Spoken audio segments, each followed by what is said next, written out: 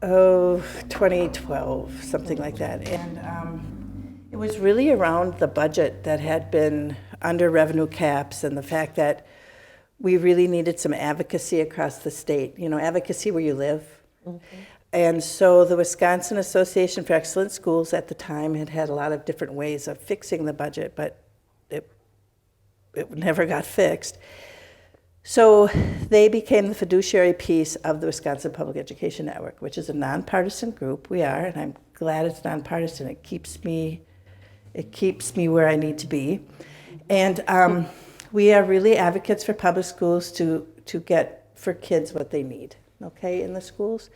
I think for us, it's a matter of providing facts and being a reliable source of information.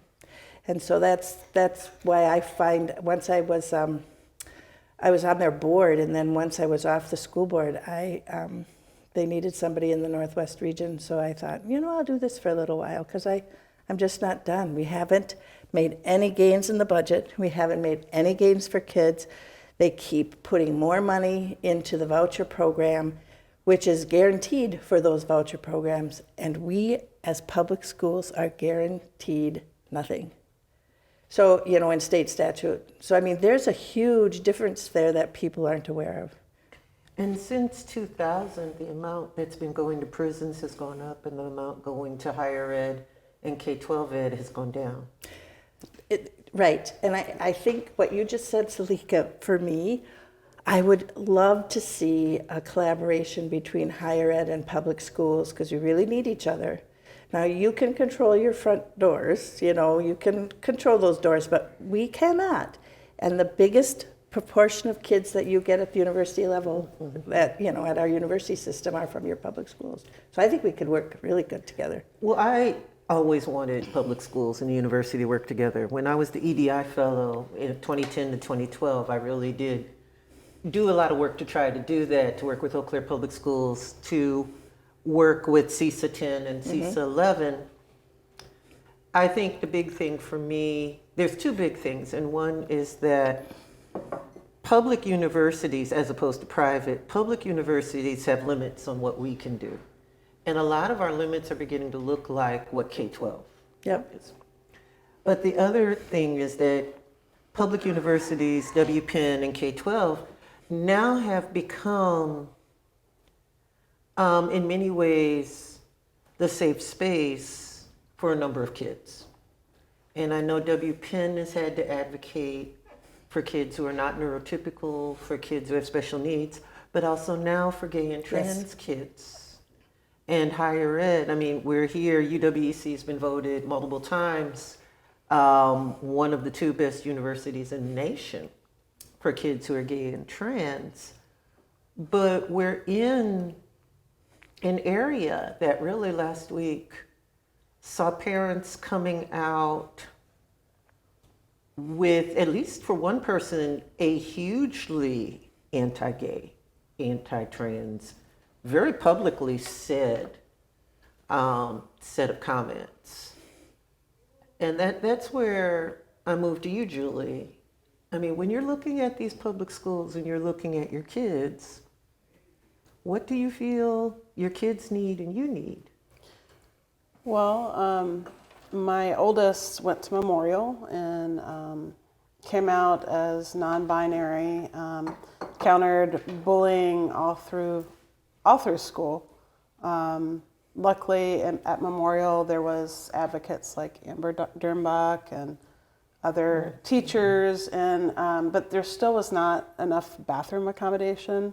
It was really hard to find a gender-neutral bathroom, and gym was a challenge. And so there continues to be ways in which our schools can be more welcoming.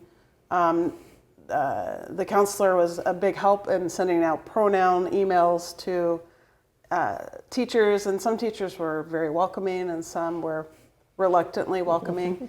And though that's the minority, luckily. And I have, my youngest identifies also as queer and goes to North. And so now I have two different high schools. Their experience has been, his experience has been pretty amazing. And so it's been really disheartening to see these issues come up nationally. The Don't Say Gay bills, and in fact, the Don't Say Gay bill was in our own legislature, and my son spoke up at the school board meeting the other day, and said basically, I need someone to be able to talk to if I don't feel safe at home. Luckily, he does have supportive parents, but he has plenty of friends who don't have that. And there's a huge amount of mental health struggles in the LGBTQ teen community, and it's just, and what really just kind of cracks my nut, to use a to use a phrase, really, So very Wisconsin. really cracks my nut.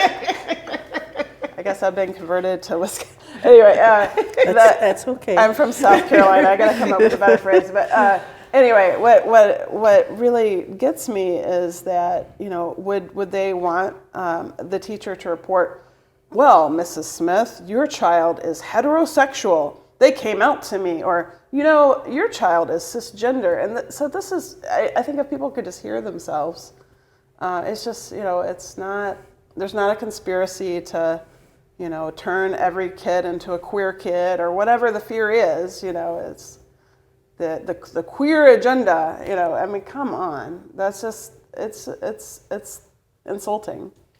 Every time I hear queer agenda, I think of Mardi Gras. And want to ask them, is the queer agenda Mardi Gras? I mean, I don't know. I mean, I've seen the joke memes. The queer agenda is Taco Tuesday and Brunch Sunday. Yeah. Yeah. I mean, what would a queer agenda... It's kind of like there's some sort of biracial agenda. There's some sort of race agenda. And both of you have come out when kids of color have been under fire.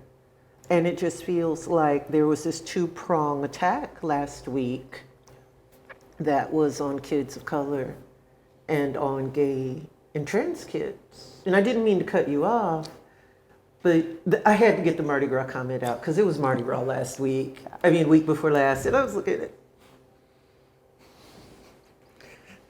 We're not really doing this, are we? Yeah.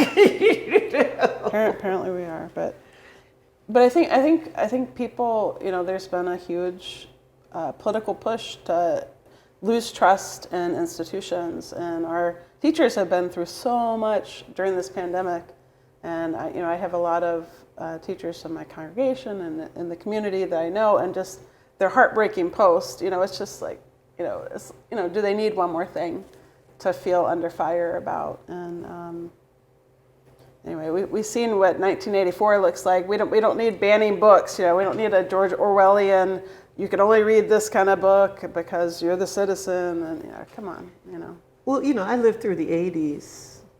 I may be a little older than some people here. I lived through the 80s. I remember the parents' advisory stickers. I remember when they tried to ban and burn Prince albums and Metallica. I go back to when they burned Beatle albums. Yes. And I'm that old. and I remember bans on I Know Why the Caged Bird Sings. I've lived through attempts on banning Huckleberry Finn because of the N-word. Sula, Beloved, I Know Why the Caged Bird Sings because of graphic descriptions of rape. I actually read that when I was 14 and did not realize there was a controversy about it. Because it was just, it was there. And I remember parents getting very angry about Slaughterhouse-Five and The Outsiders.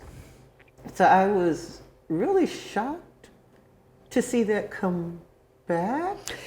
Yeah, I last week, it was a week ago today, I kept thinking about the fact that there were more people in that room that supported the school board and our superintendent than the other. All across the state, this is happening. As far as the network, we keep track of this. This is happening all across the state. And if you can get people there that really are the majority of the people in your communities, I don't want to shut their voices down, but I hope that the more people that are there and the stories that were told will allow them to reflect deeply, when they leave. And certainly some people will never change, that's a given. But one or two at a time, I think that can be really powerful. Well, I mean, one of the things that struck me, beyond the fact that there were a whole lot of rainbow flags in the room with me and in the overflow room, which I was really grateful to see.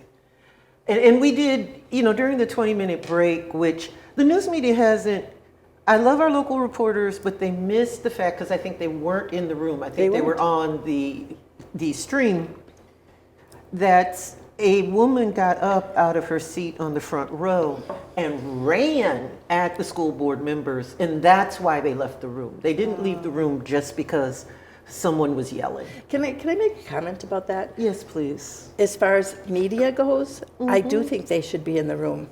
And I think that once the board went back to in-person meetings, the media should be in the room. They always were before, and they should be now. And you're right, they lose the nuances, and they also don't build relationships with the people in the room, and they need to do that. I was going to suggest that press conferences start happening now with the board and the local media, so that's a consistent thing over time, so they build relationships and they have all the facts. They can write what they want, but they need the facts. So that's a very good point, Salika.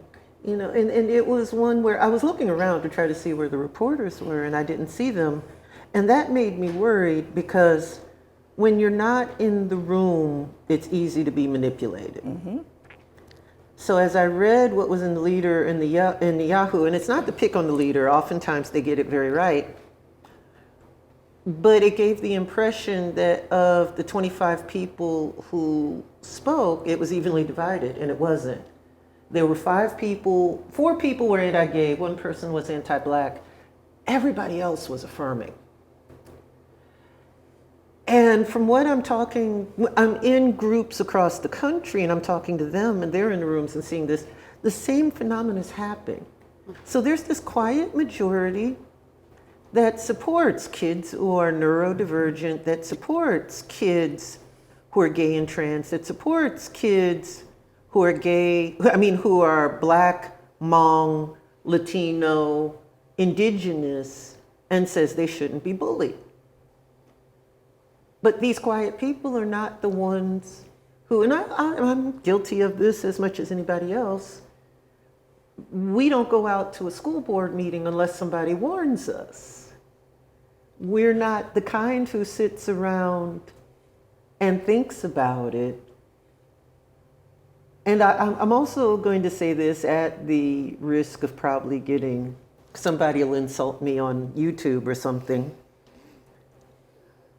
I have had a middle schooler in my house twice, and I've had many middle schoolers through my life, thanks to Girl Scouts and everything else.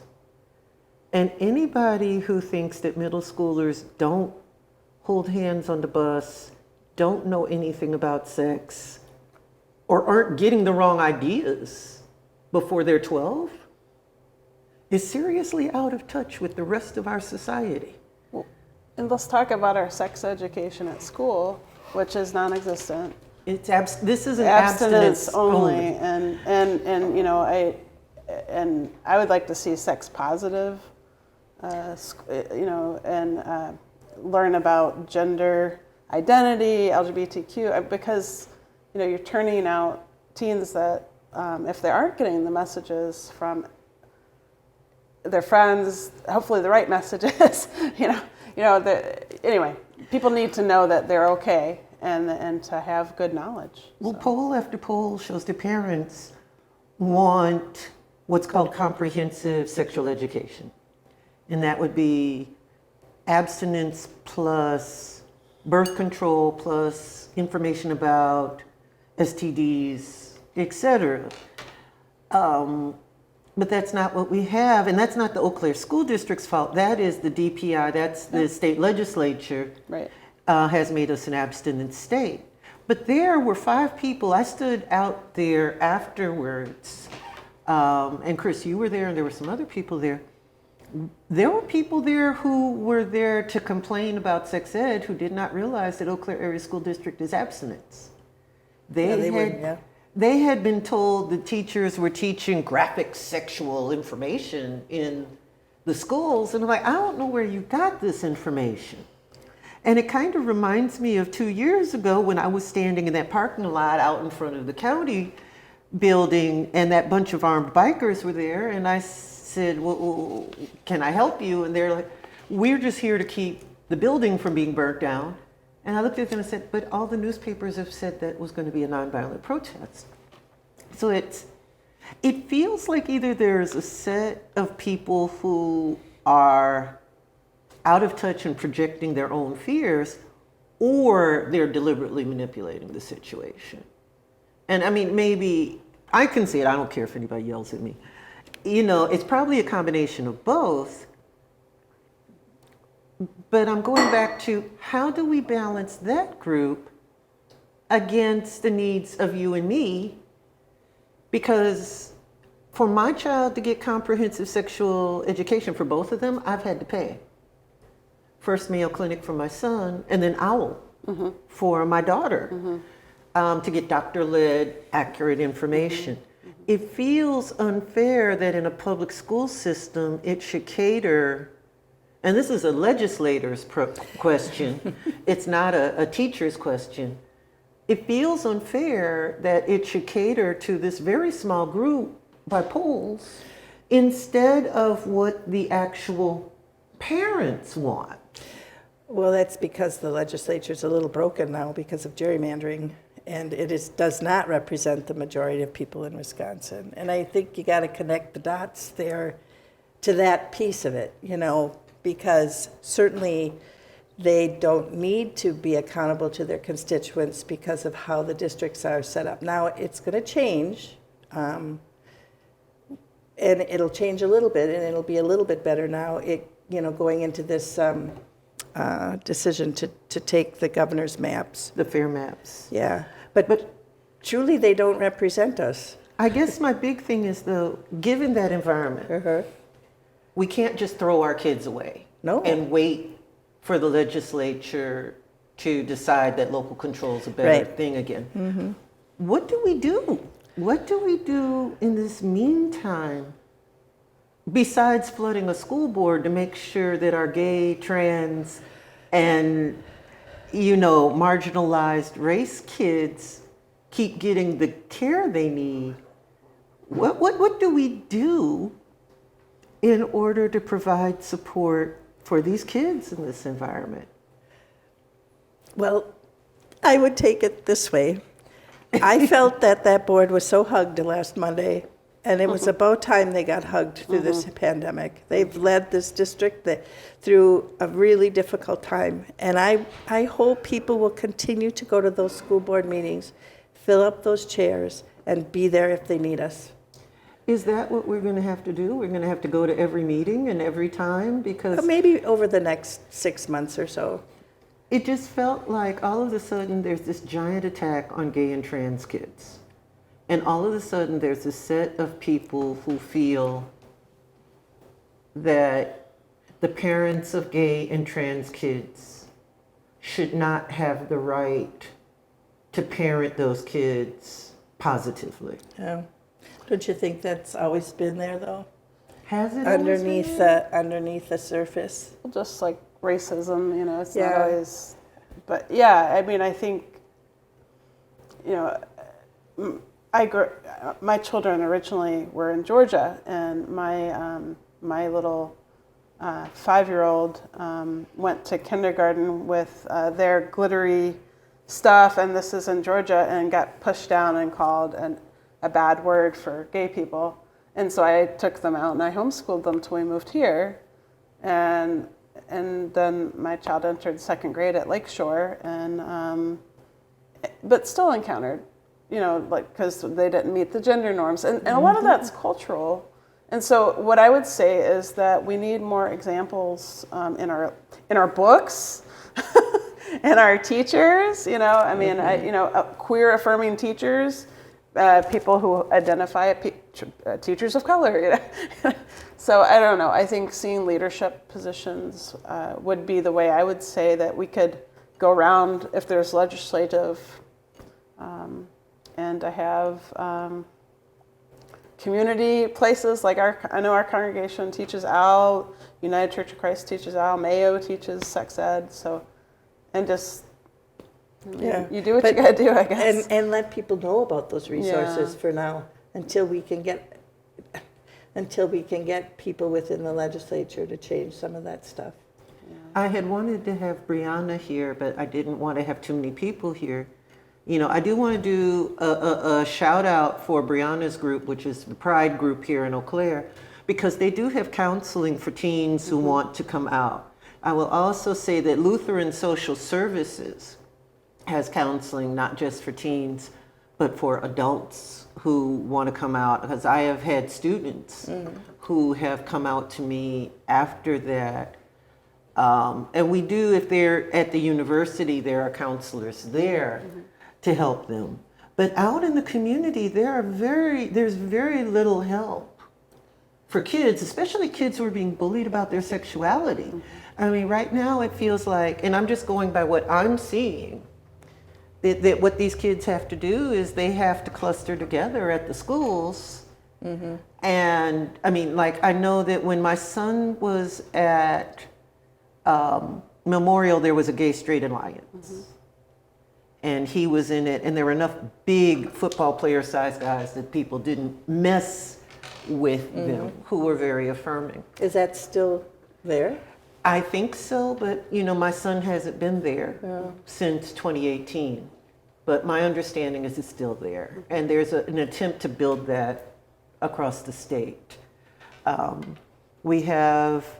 We're trying to build ACLU youth groups across the state as well, so that ACLU will intervene, right now is intervening in a lawsuit in Milwaukee that's trying to force the Milwaukee public schools to out trans teens to their parents.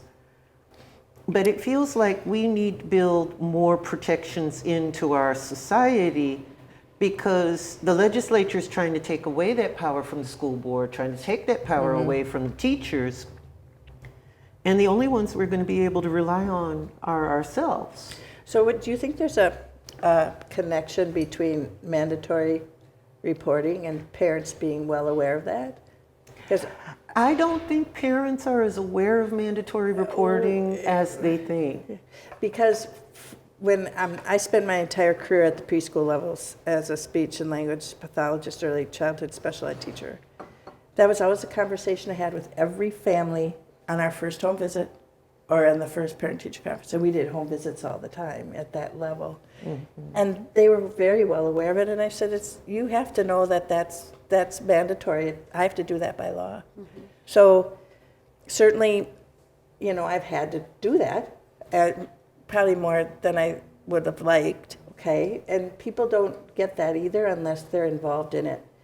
And honest, I can say that oftentimes, ultimately, from beginning to end, that the trust was there and we ended up friends because they knew it, you know?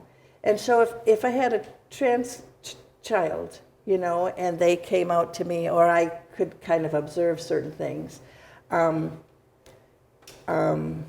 if it was an observation kind of a thing or whatever, I've had situations where I knew that child could not go home. You know, I had one mom say, "Can you please take my child because I'm afraid of what I'm going to do," because he was so hard and had such a tough time. You know, what do you do in situations like that?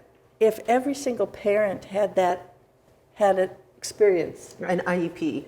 or Which is an experience like that, they would maybe think differently, but that's not going to happen. An IEP, by the way, is an individual education plan that is a part of the American Disabilities Education Act. I mean, I'm sorry, it's ID. You're right. I did get it right. And I mean, my brother was autistic with mutism, what they call Kanner syndrome. Oh, really? Today, with PDD and OS. Pervasive disability syndrome today. Back when he was, and he has passed away, but back when he was in school, they just called it autism. Because this was before 1993. But so that's why I know what an IEP is, because I would have been one of his guardians when my mom passed away. But most people, unless they have a special needs kid, really doesn't know. They don't know. And they also don't know that every faculty member who potentially goes into public schools for UW system also has to be background checked and is a mandatory reporter. So we are all mandatory reporters, but a lot of people don't know that. And there also seems to be, people don't seem to understand what is reportable and what is not. And there seems to be a feeling that certain types of gender affirming, supportive things, like maybe giving a kid a copy of Genderqueer, which is a memoir. And that's what people are missing. It's a memoir that's like the Judy Blume book. And I remember Judy Blume, I can't remember the exact name. It's something, Dear God, It's Me, Margaret. It's something like that. That's right, yeah. That was a memoir written in diary form. Genderqueer, which they were reading from, was a memoir written in diary form. And that was the girl talking about her thoughts. The other one, Lawn Boy, when I went to go look, that was actually a description of a child being abused. Now, you did bring up at the meeting last week that some of these books need parent permission to read. Yes. They never brought that up. I thought that was a great point, Salika. So I was sitting there in my chair going, thank you, Salika, for saying that, you know. And also knowing what your child is reading. That's what I was applauding from at home when you said that. I said, I was like, hello, I know what my child is reading, you know, and it's, you know, that's the thing, is it's not the teacher's job to police your child. If you want to extend morality into whatever it is, then do it. I think there's a fight over now, what is the teacher's job and what is the parent's job? And I think some people want to extend governmental control into the home in terms of morality. I really am getting that feeling. I know that there, you know, on my Facebook page, there were a couple of people who pushed back when I pointed out that you have to have parental permission. And their argument was that if you needed parental permission, it shouldn't be in the library. They feel that they shouldn't have to. You know, one was a single mother, and she said, well, I'm too tired, I can't do this, I don't have the energy. But that's a big issue with parenting, period.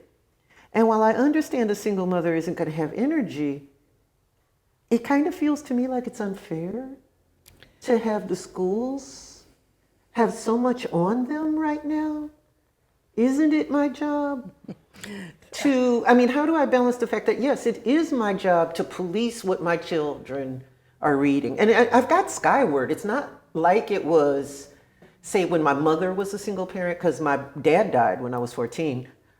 You know, she would know because, hell, I was a kid. I'd just leave all the books out.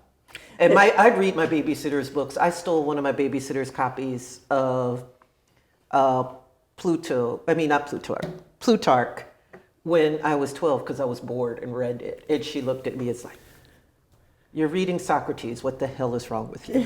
But you know, I would read anything. I didn't care what it was in front of me. I think it's true, Salika, what has been put on the shoulders of public schools. There's a book called Schools Can't Do It Alone. It's a little out of date now, by Jamie Vollmer, and he has a story in there called The Blueberry Story, so look it up when you get home and read it, because it really talks about, and he has a poster that has shown what's put on the shoulders of public schools since the 50s.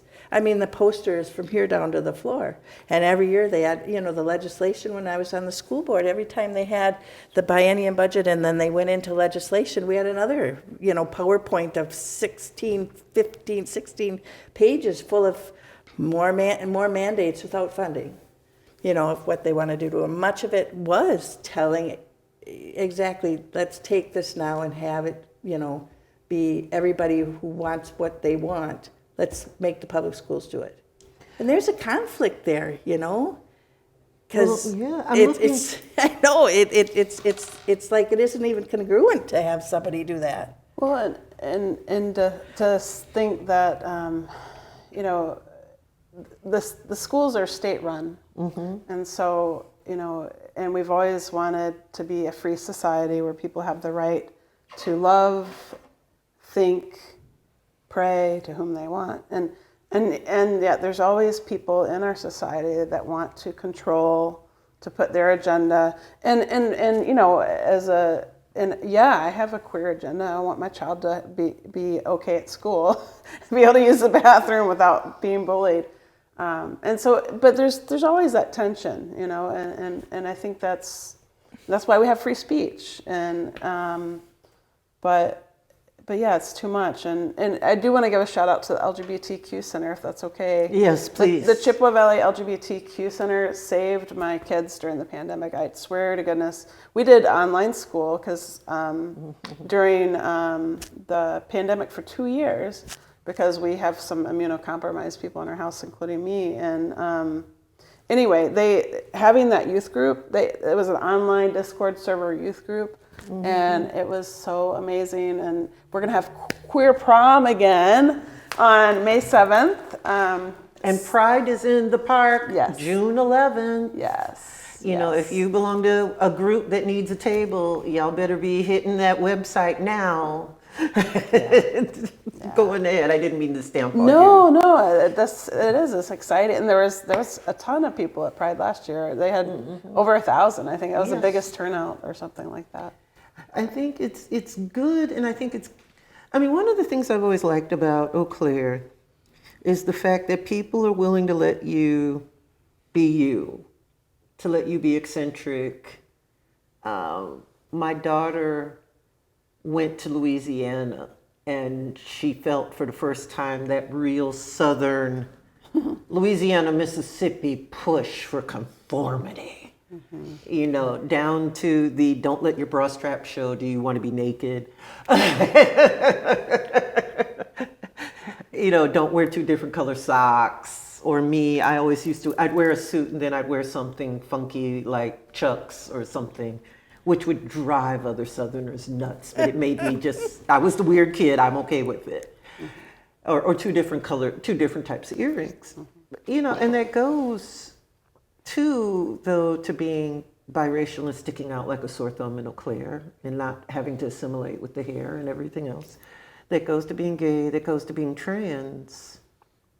It feels like there's a bunch of people who, because they're uncomfortable with anything that's different, they're trying to use governmental power to force people into this sort of comfortable box. Well, if we hadn't had the people that showed up last Monday, we wouldn't have had the conversation in the room, which was not even documented. It was amazing. It was just amazing to sit in there and talk with everybody in the room. Yes. So, you know, that gave me hope. It really did.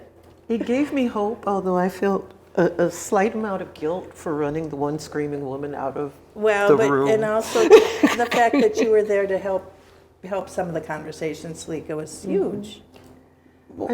It was hard. And I mean, I think this is why I have sympathy for your children. This is why I have sympathy for special needs children. Because I think Kasaya and I were the only 2 people of color in that room. And we had to sit there and hear that one woman saying some really ugly anti-Black things, but at least I'm an adult. Kasaya's an adult. What hurt my heart were the gay and trans kids on the stream, and there were 2 that I knew of in the overflow room who had to hear those things. I have struggled with my children here on how do I protect them from the ugly things they say to them that the schools cannot always protect them from. I mean, these things start outside of school. The whole sexual explicitness thing starts outside of school. The people who were there wanted to blame the schools, but they need to go blame Nickelodeon first. I mean, if they have a kid who has a phone or rides a bus or shows up at a park or goes to church, they've probably heard that stuff or more by the time they're 10 years old.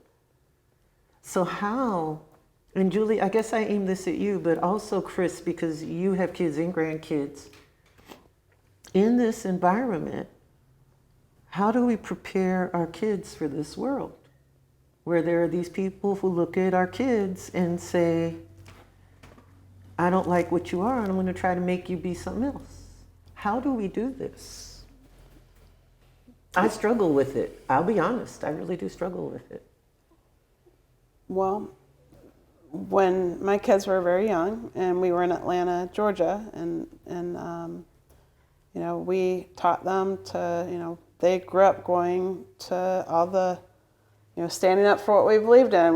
We went to death penalty vigils. We went to, and that's the thing is like, if you don't speak up for your values, that's why I actually admire that people with different opinions came to the school board, especially the ones that followed the rules. I really, you know, everybody doesn't always like to follow the rules, but I really appreciated, and I have neighbors in my, you know, my neighborhood with different signs, and I try, you know, with my kids, I always said, you know, we may disagree, but people have inherent worth and dignity. Yes. And, you know, we need not think alike to love alike. And I think that's what's missing. Inherent worth and dignity. There you go.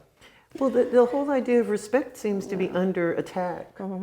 I mean, And trust. and trust. We were in that little 20-minute time period where there was no stream. And several of us in the room were trying to talk to the others and saying, really, you can't just go interrupting people. You can't just go insulting people. It's illegal to just go make attacks on people who, you know, that's considered a private complaint. So I'm sitting in there, we're kind of explaining Robert's Rules of Order, and they were not pleased with the idea that there's a certain way you act in that adults act in public. Because I think that is something that has been lost. And also, you made a point at that time that we do that because we don't want violence. Yes. And then that was a huge connection, and I think that needs to be said often. We don't go there because we don't want violence. We go here instead in case to get a little deliberative dialogue, but we're not going to go here because there will be no violence in this room. That was huge. What people don't understand is the way language escalates to violence. And when you go in guns blazing, whipping out accusations without really having talked to a teacher or a librarian or a school board member. Yeah, I think it was a national kind of a thing. It was is. explained later, you know, that the information comes out with exactly the page numbers and the chapters, and it's kind of a... And that happened with the conversion therapy ban. I mean, my oldest and my husband Carl spoke against the conversion therapy that was, you know, and it's the same thing. It's, you know, people have this idea like, oh, you know, we have to pray the gay away or whatever, and it's science. You know, people are different. You know. We're a big rainbow. But see, what you just said, that you said that with respect, you didn't name call them, you didn't insult them, you didn't do any of that. And that is not what we heard on Monday. Right. We heard personal insults. There was the screaming and the cackling. Cackling? Well, you're a Southerner. Okay, you know, okay. people sitting in the back. You know, that kind of stuff. Heckling, yeah. People, Cackling. that, I swear, when I retire, somebody's going to take what I just did and they're going to put it into a video. That's going to be bad.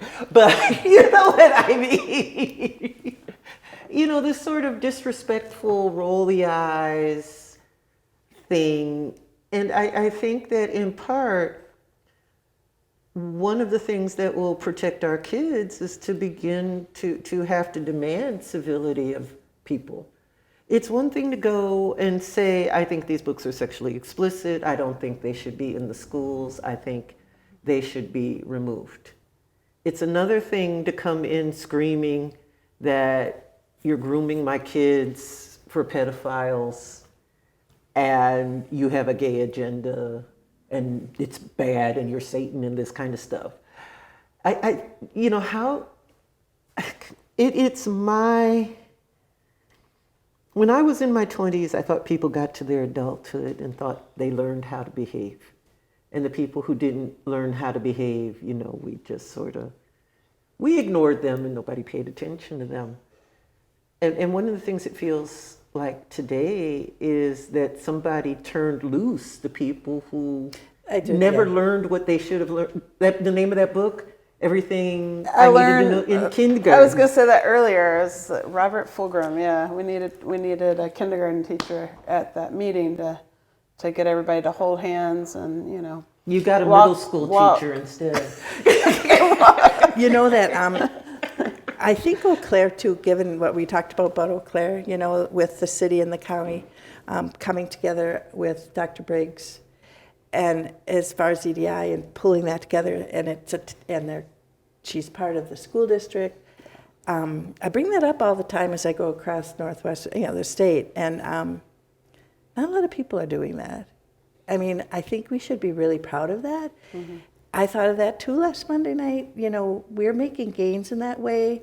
So we haven't sat back. Mm-hmm. You know, it was nice to be on the county board for this last 2 years just to see that develop. So I'm proud of Eau Claire about that too. And I think that will allow the majority to come forth too. Don't you think? I'm hoping. I think that we, though, and this is just me, this is just my, I think that we have to be willing when people start screaming in meetings to look at them and to say no. Maybe not interrupt them, let them run, but if they start interrupting other people, to be able to do you need to stop. Mm-hmm. No, you need to stop now. You know, Uniting Bridges has had a goal, and I probably will not be able to meet it before I step down. I'm stepping down as the president March 31st. Well, Burl is stepping up. Oh, is he? Okay. Burl is stepping up. Here's to Burl. Here's to Burl. Here's to Burl. Because I have some other things to do, and I have some stuff I need to get done with Caitlin and them. But I really would love to see us train everybody in Eau Claire in de-escalation and critical intervention. Mm-hmm. Not just the police, because what happens in the 5 to 10 minute before police or sheriff or whoever gets there? I would love to see us. You know, we have to get trained in the public schools. We're all trained in the public schools for that. But see, the public needs it. Mm-hmm. Right now, the teachers lead us by example, but some people can't see the example because they need to be trained in active listening. I know. I just really want to say thank you for raising up the teachers and the educators, I'll say, because it's teachers and all the support that comes with them. Because they need to be hugged right now. They do, and it's one of the hardest jobs. It's not well funded, you know, and it's not done for prestige. It's done out of love, you know, and care. Yeah. Well, you know, my dad and my mom were teachers. My dad was the coach at the all-black high school during segregation. Mm. And he would negotiate with the police to protect his kids so they would get to go and sit in at Sorali's and they wouldn't get beaten. Because for y'all it's a county, for us it's parish. The next parish over. Yeah, because you were in Louisiana. I was in Louisiana. That's right, They were shooting and killing kids in Washington Parish, in Lafourche, in Tangipahoa. So he and Mr. Brooks would, you know, talk to the police. The police would let them sit in for a couple of hours, and then they'd take them back to school. And some of my mother's people in Orleans, over across the lake, didn't like that, didn't like my dad for that. But they integrated without violence. St. Tammany Parish was one of the few parishes that integrated without violence because of that byplay, and he was a part of that byplay. And I think we have lost the ability to see the humanity of the other side. I think that we need to, and for me, that's personal. I have to try to see the humanity in white supremacists. And I've said several times in different venues, oh my God, why did you ask me this? This is so hard, but I need to do it. And even if they're not going to respond to me, I need to lead that way. But I think that we need to start asking people who are neutral. Maybe it is us. We have to hold these people accountable, that if you're going to be in this public space with us, you have to behave in a certain way. And I think we need tools to help them. I wonder what would have happened if we had all stood up and turned our back to the lady who was screaming.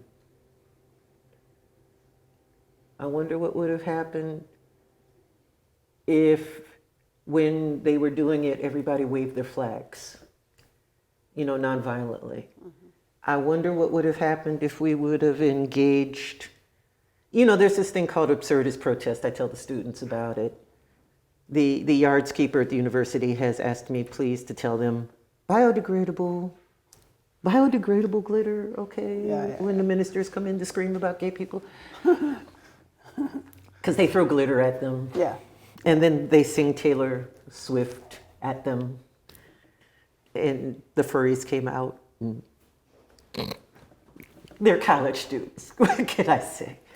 But I wonder what would happen if we all sat down and thought about how we could hold the people who want to be incivil in their attempt to force our kids into this way. If we could think of a nonviolent, dignified set of responses we could do. I wish we could. I wish we could sit down and just do that. I thought last Monday night that each positive at the mic, we should have all stood up. But I didn't plan it good enough We were to say clapping that at ahead. home. Yeah. We were clapping at home. We do that when we do the funding hearings for the biennium budget. We stand up when people do that. I think if we went every school board meeting, we'd get good at that. So we'd figure it out. We'd get really good at it. When my son heard the first person talk, and he looked at me, he said, there are really people like that. I've heard them on TikTok. and I said, yep. I said, we moved to Eau Claire from Atlanta, so you were spared some of that, but this is, some of what, My daughter won't let me. She blocked TikTok on my phone. She said she's trying to keep me a TikTok version. She said it would hurt my feelings and I would never ever survive it. No. So I said, well, why? I mean, is there sexual content there? And she's like, no, there's just mean, evil people. And I find it so funny that it is my children trying to protect me from this content, when I've tried all my life to protect them. Maybe that's who they learned it from, Salika, their mama.